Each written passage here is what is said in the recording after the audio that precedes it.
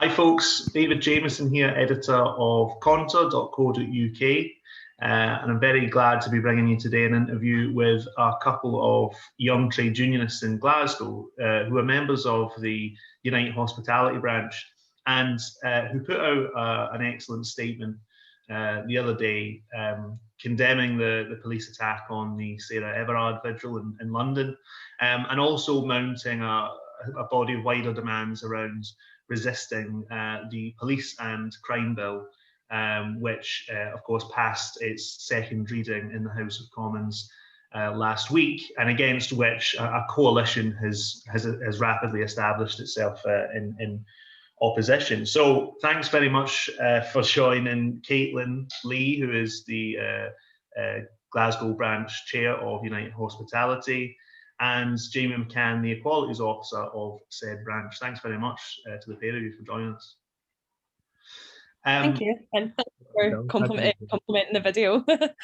And let me ask you, first of all, Caitlin, you know, what motivated you to put out that statement? Was there a feeling that there wasn't kind of a hard enough approach coming from some corners in the kind of trade union movement, and that, you know, you needed to establish some firm demands? Yes, I would say absolutely. So for me personally, the week of like Sarah Everard's disappearance and then murder, and then what happened to the protesters was really quite difficult to process. It was just the images of actors of the state oppressing people trying to mourn and want equality. I found really quite a difficult. I found it really, really difficult, and that is what the police are. The police are, they are the state. So that, and for me personally, it was state oppression, and that's what it looked like. And then that's what the bill also puts in. So that's where I'm coming from, and I can do as much as I can in our branch. Like, I can be as successful as possible, but I could still be in a position of oppression. So I think that was my kind of driving force, and why I was so motivated by what had happened. And then we were quite lucky in the sense that our branch meeting was 2 days after the Clapham Common vigil. So I was like, well, we're going to be one of the first branches and organisers to be getting something out. So it was quite a rushed thing to get it all organised for Monday night, and then put it out with what our plans were. So like Sunday night Zoom calls and stuff, being like, what can we do? And then getting the motion put forward, and it's got so many different elements to it. So I think because it's reaction, it's anger, but it's a proactive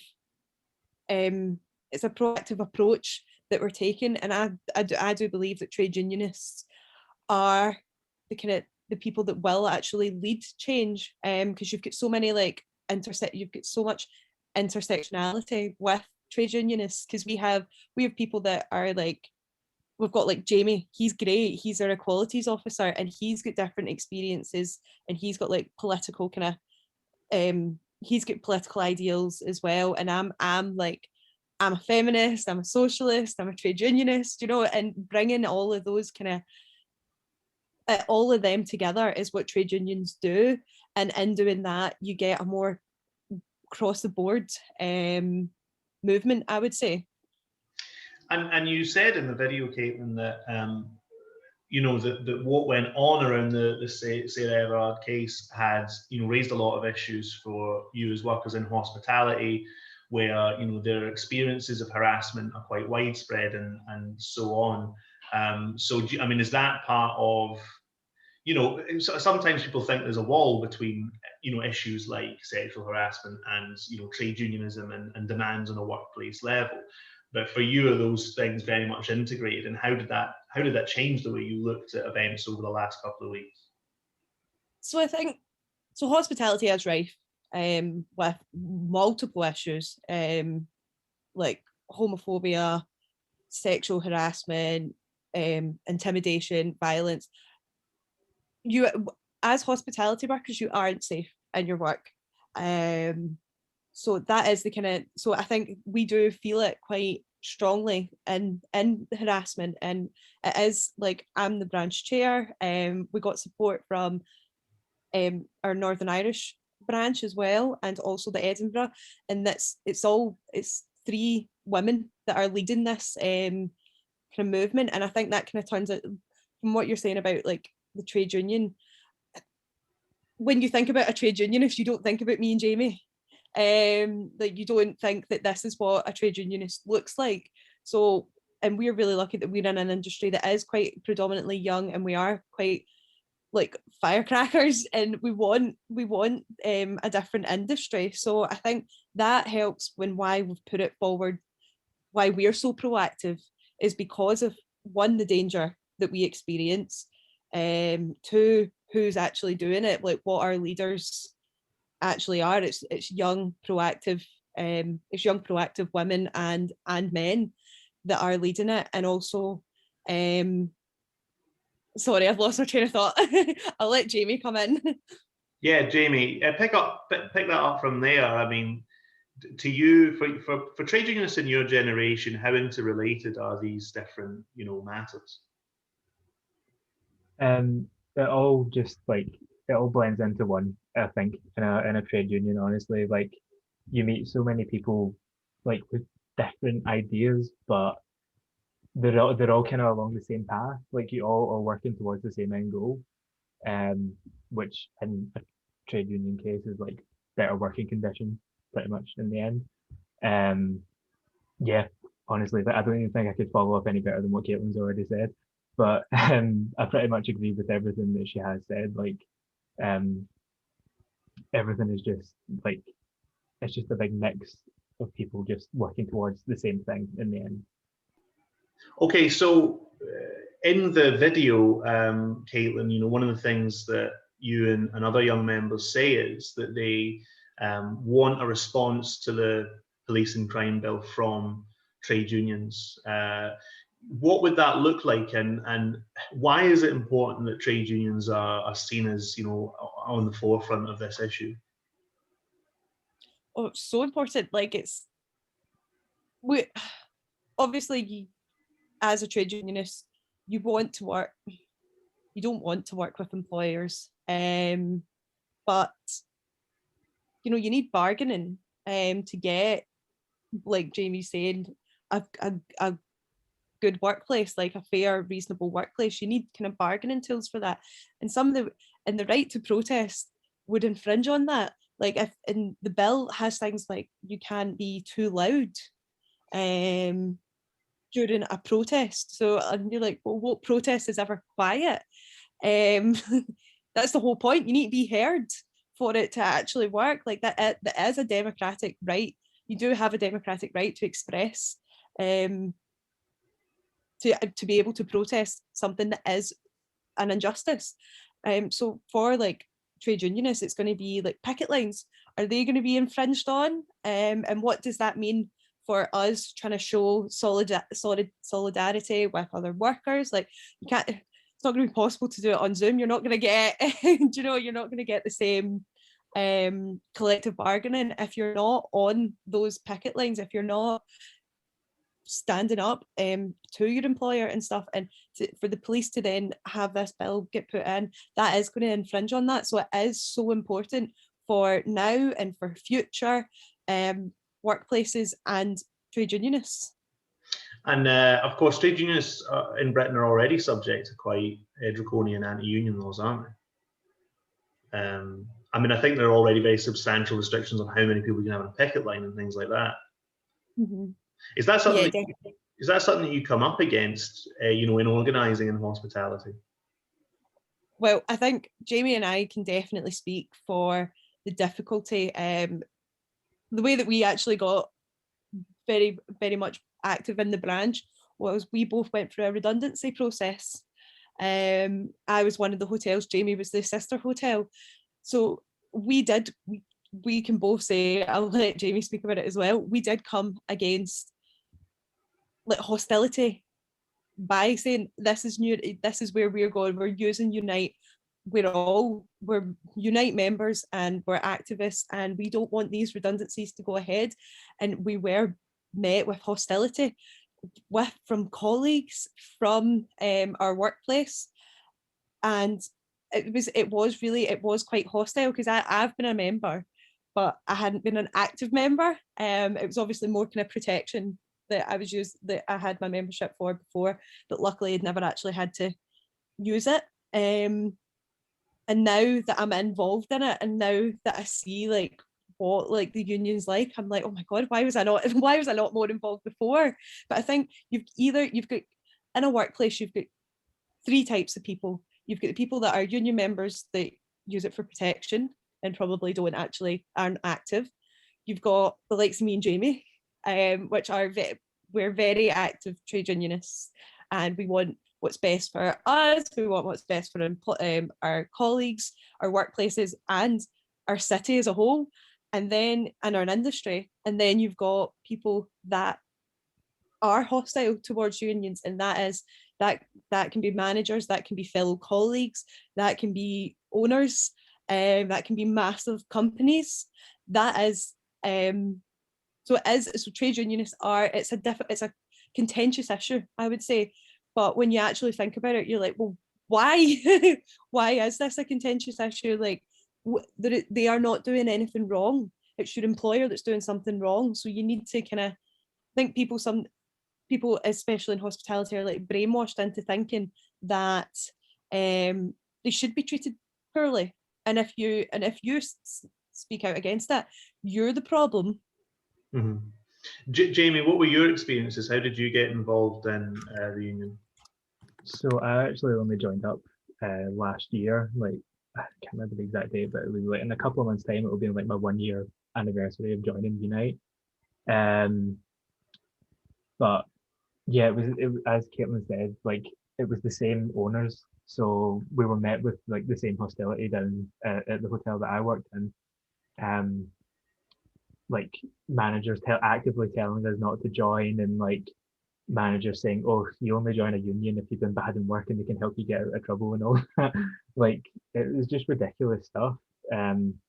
But like luckily, like a lot of main people that I'm still in touch with from the hotel saw through all of it and joined Unite, because we believed that we could really like make some like decent progress on holding back the redundancies, and we managed to push them back like at least 2 months before they actually got rid of us. They were going to get rid of us in like June or something, and then we pushed them back to July, then we pushed them back to August. So it was quite an eye-opening experience, considering like I'd heard of Unite, but I'd never really looked into it until that moment, until like other colleagues joined up first and then told me about it, and I was like, you know what, if this sounds like it will end up working out for us, and I suppose it did. We managed to push them back quite a bit.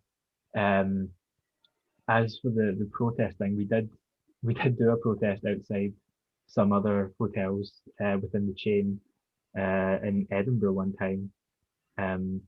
We ended up having a call with the general manager that night.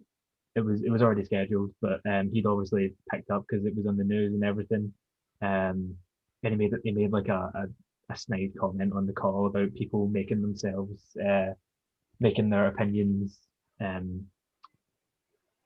aware on news, social media, just to try and like intimidate, as Caitlin said. Like it wasn't a pleasant experience. Like there was a lot of friendships that were damaged from this, which is quite ridiculous, to be honest. Like they were angry at us for losing our jobs, but it's the ones who kept their jobs that are angry at us. Like if that makes sense. Like it doesn't make much sense. Like we were fighting to like stay, but they were still angry at us for that, for joining a union. Like it's ridiculous. Like people, as Caitlin said, she hit the nail on the head. Like people in hospitality believe that they should be treated awfully, and it's just not the way it should be. Like it's a very hard-working industry, especially these days. It's going to pick up like crazy when things start opening again. And people should be treated fairly for the hard work that they do. I always think it's interesting that, people say that unions are finished and so on, but why is every boss absolutely determined that the workers won't join a union? Let me ask Caitlin about the sector that you're organising, because of course hospitality has been hit really hard by the pandemic. There's been a lot of profits lost and so on. So obviously you're actually, I mean, it's a grim time in many ways, but it's an interesting time to be organising in the sector that you are, because presumably there's now a huge amount of pressure on hospitality staff. There's a lot of threats of redundancy and so on. How is your union dealing with that challenge? Well, I can speak for our branch and what is happening in Glasgow. COVID has been like a perfect storm for hospitality. We haven't been able to be at work. We've been on furlough, which isn't, and if you're on minimum wage and then you're getting 80% of that, you're getting paid less than minimum wage. So there are people that are really struggling just now, just because they can't go into their work, because it's not safe because of COVID. So there's an element of like anger, and and I think this is the kind of, it's, we've picked up on this movement of this anger of the redundancies in Scotland. Nearly 60,000 people lost their jobs last year in hospitality. We've had, our union's been fighting back for like multiple things. There was a hotel in Pitlochry that sent a letter to the staff saying you have a week, and it was a live-in job. You are made redundant and you get a week to leave. Now, most of these people were migrant workers and couldn't get home to that was their home. And so they were losing their job in the middle of a pandemic, and secondly, they were losing their home in the middle of a pandemic when you couldn't travel. And our Unite fought, the workers collectivized, and Unite stated a letter and said, like, you can't do this, you can't do that, like, what was wrong? And they won. The workers won the right to stay in their workplace and stayed on furlough and did that. But had they not been with Unite, and had our organiser not acted as quickly as possible, who knows what would, well, we know what would have happened to those people. They would have been homeless and jobless. So the union protected them. So we've got lots of like small, I say small wins like that. Like Jamie can say his workplace, it was 95% of the workforce that got made redundant.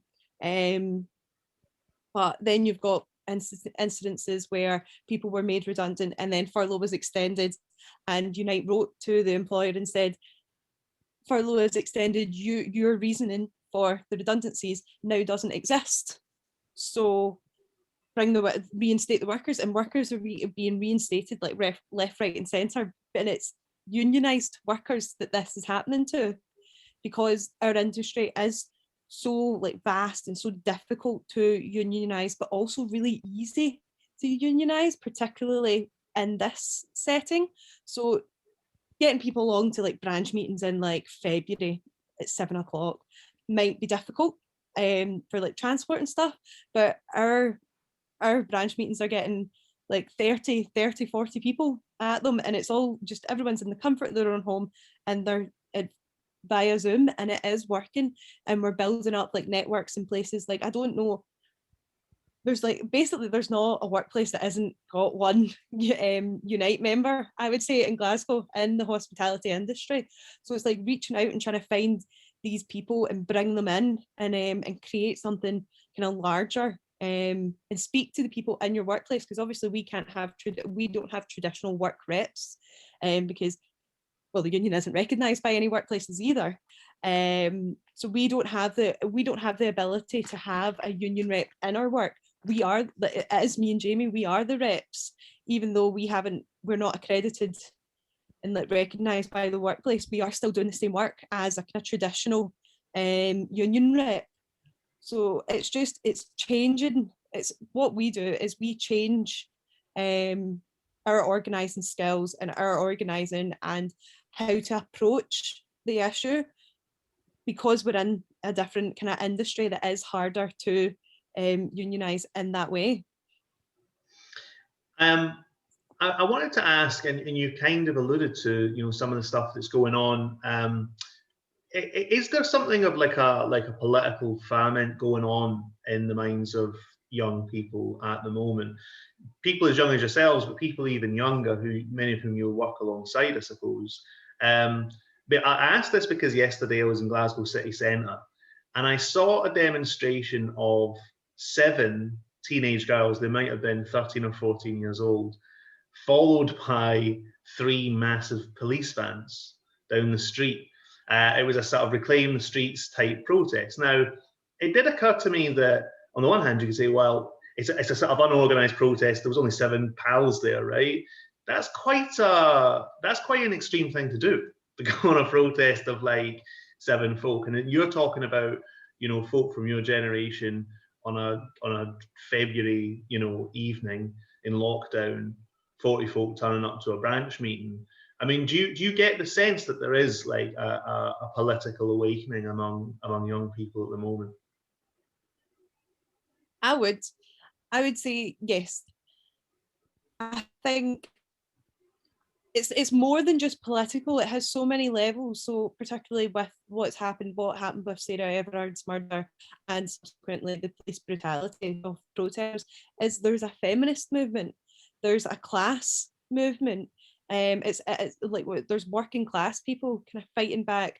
There's women and feminists that are saying no, people need to be safe. So I think there's multi levels of it, and then ultimately you do need to look to politics. Like, it needs to be a political movement. So we can do as much as we can in our workplaces, and we can do as much as we can in our city.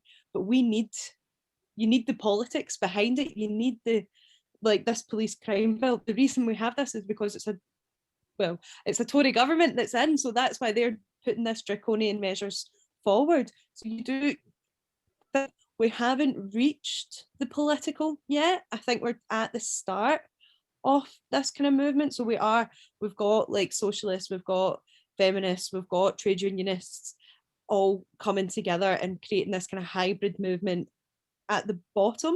So I wouldn't say grassroots, because it's well established.